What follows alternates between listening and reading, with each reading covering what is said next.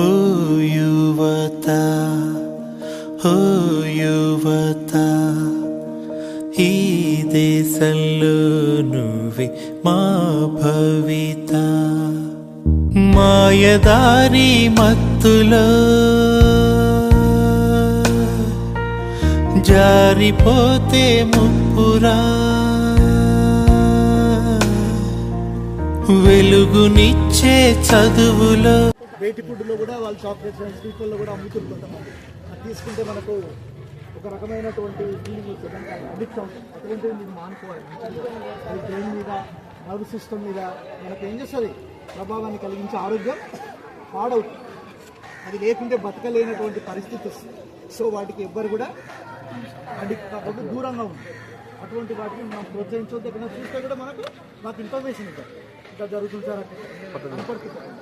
వేరు లోపల షాపులలో అక్కడిక్కడ అమ్ముతుంటారు.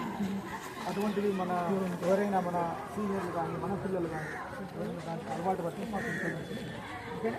ఫోన్ చేయాలి 1908 1908